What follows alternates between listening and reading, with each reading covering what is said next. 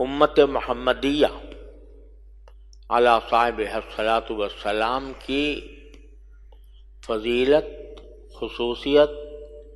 اور اس کا امتیاز بیان فرمایا ہے۔ امت کا لفظ یہ ہر نبی کی جن لوگوں کی طرف مبعوث ہوتا ہے، کوئی بھی پیغمبر جن لوگوں کی طرف اس کو اللہ تعالیٰ کی طرف سے بھیجا جاتا ہے اسے اس نبی کی امت کہا جاتا ہے۔ مثلا حضرت موسیٰ علیہ السلام بنی اسرائیل کی طرف بھیجے گئے تو بنی اسرائیل حضرت موسیٰ علیہ السلام کی امت، حضرت عیسیٰ علیہ السلام بھی بنی اسرائیل کی طرف بھیجے گئے، وہ بھی حضرت عیسیٰ علیہ السلام کی امت۔ لیکن پیچھے انبیاء کرام جو آتے تھے علیہم الصلاۃ والسلام، وہ کسی خاص قوم کے لیے آتے تھے، ایک خاص قوم کی حد تک ان کا پیغام محدود ہوتا تھا۔ اللہ تعالیٰ نے ہر قوم میں بھیجے ہیں تو کسی ایک قوم میں ایک پیغمبر بھیج دیا، کسی دوسری قوم میں دوسرا پیغمبر بھیج دیا، تو وہ اپنی قوم کی حد تک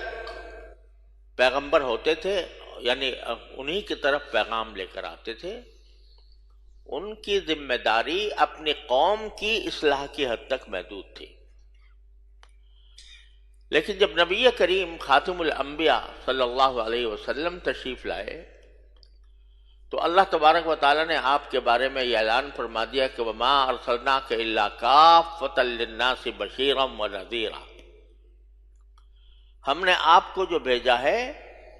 وہ ساری انسانیت کے لیے بھیجا ہے، تمام انسانوں کے لیے۔ کیا معنی؟ کہ آپ کسی قوم کے ساتھ مخصوص نہیں ہیں۔ آپ بے شک عرب میں تشریف لائے اور آپ کے بلا واسطہ مخاطب عرب لوگ تھے، لیکن آپ کی رسالت اور نبوت کا پیغام وہ صرف عربوں کی حد تک محدود نہیں بلکہ پوری دنیا کے لیے ہے، اور پوری دنیا کے لیے بھی سارے انسانوں کے لیے، چاہے وہ اس وقت موجود ہیں یا آئندہ آنے والے ہیں، ان سب کے لیے آپ کو ہم نے رسول بنا کر بھیجا ہے، بشیرا و نذیرا۔ لہذا رسول کریم سرور دو عالم صلی اللہ علیہ وسلم کی تشریف آوری کے بعد جتنے انسان اس روئے زمین پر موجود ہیں، وہ چاہے عرب میں ہوں، عجم میں ہوں، کسی بر اعظم میں ہوں، اور آئندہ جتنے پیدا ہونے والے ہیں قیامت تک، وہ سب کے سب امت محمدیہ علی صاحب الصلاۃ والسلام کہلائیں گے، سب امت ہے حضور اقدس صلی اللہ علیہ وسلم کی۔ البتہ امت کی دو قسمیں ہیں، ایک امت کہلاتی ہے امت دعوت اور ایک کہلاتی ہے امت استجابت۔ امت دعوت تو وہ ہے کہ جس میں مسلمان کافر سب برابر ہیں، یعنی کافر جو ہیں وہ بھی ہیں امت میں نبی کریم صلی اللہ علیہ وسلم کی، لیکن امت دعوت میں ہیں، یعنی آپ کی دعوت ان کو بھی کہ مخاطب وہ بھی ہیں۔ آپ کی دعوت کے لحاظ سے آپ کی دعوت جس طرح مسلمانوں کے لیے ہے اسی طرح کافروں کے لیے بھی ہے، اور آپ کا پیغام جس طرح مسلمانوں کے لیے ہے کافروں کے لیے بھی ہے، اور وہ یہ کہ وہ توحید پر ایمان لائیں، رسول کریم صلی اللہ علیہ وسلم کی اتباع کریں۔ تو امت دعوت میں مسلمان کافر سب داخل ہیں، لہذا رسول کریم سرور دو عالم صلی اللہ علیہ وسلم کی تشریف آوری کے بعد روئے زمین پر جتنے انسان ہیں یا آئندہ پیدا ہوں قیامت تک، وہ آپ کی امت دعوت ہیں،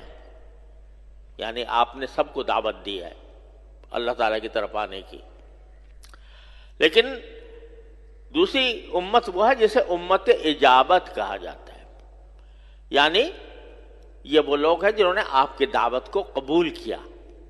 آپ پر ایمان لائے، آپ کی تعلیمات کو سچا جانا، آپ کو سچا پیغمبر سمجھا،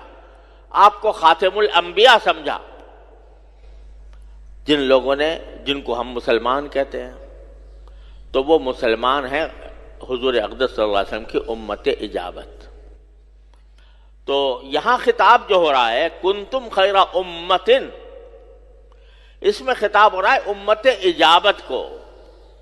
یعنی ان لوگوں کو جو رسول کریم سرورت عالم صلی اللہ علیہ وسلم پر ایمان لائے، آپ کو پیغمبر سمجھا، آپ کو خاتم الانبیاء سمجھا، آپ کی تعلیمات کو اپنے ذمے لازم سمجھا، ان لوگوں کو خطاب ہو رہا ہے کہ کنتم خیر امت،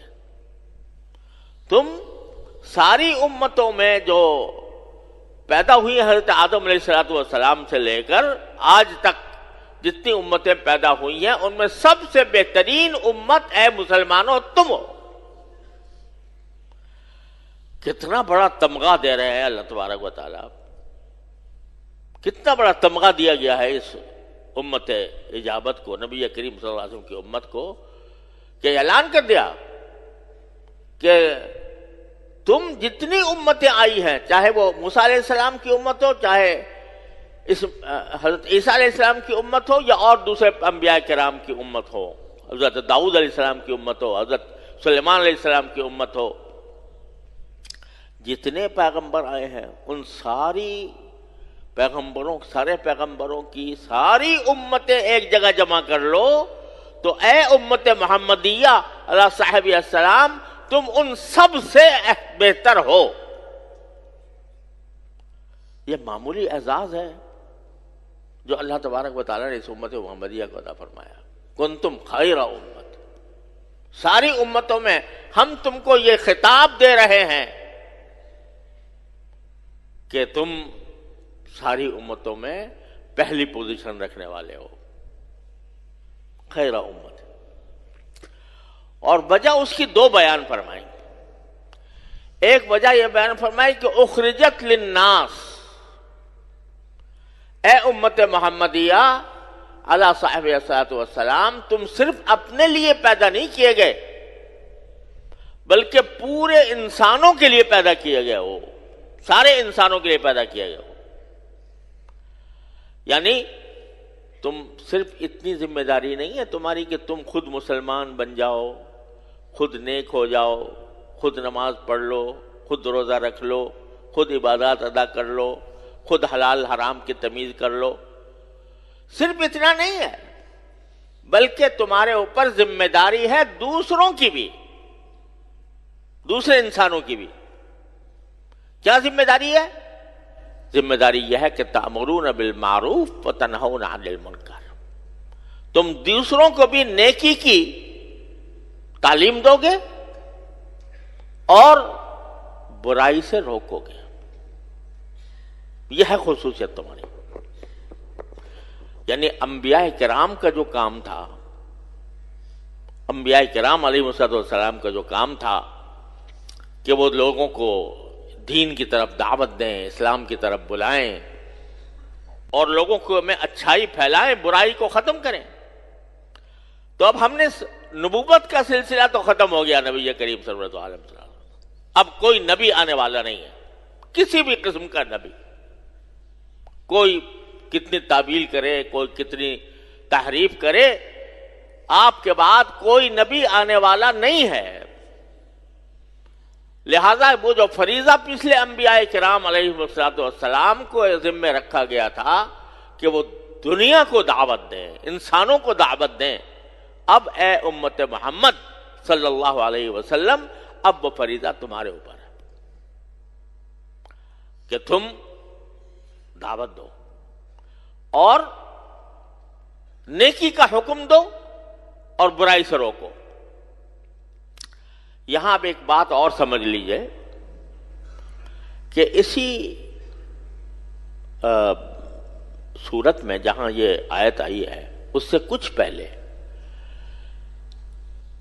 ایک دوسرے انداز میں اللہ تعالیٰ نے فرمایا بل تکم منکم امۃ یدعون الی الخیر ویأمرون بالمعروف وینہون عن المنکر. وہاں یہ کہا گیا، وہاں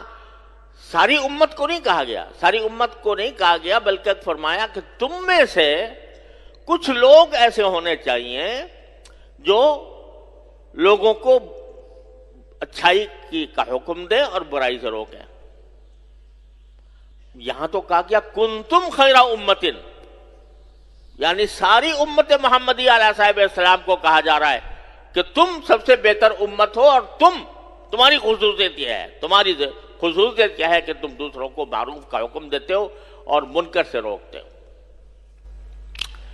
یہاں تو پوری امت کا خطاب ہے، یہاں تو پوری امت کو ہو رہا ہے، یعنی امت کا ہر فرد وہ امر بالمعروف اور نہی عن المنکر کا ذمہ دار ہے۔ اور وہاں فرمایا تم میں سے ایک جماعت ایسی ہونی چاہیے کہ جو لوگوں کو یدعون الی الخیر، جو لوگوں کو خیر کی طرف دعوت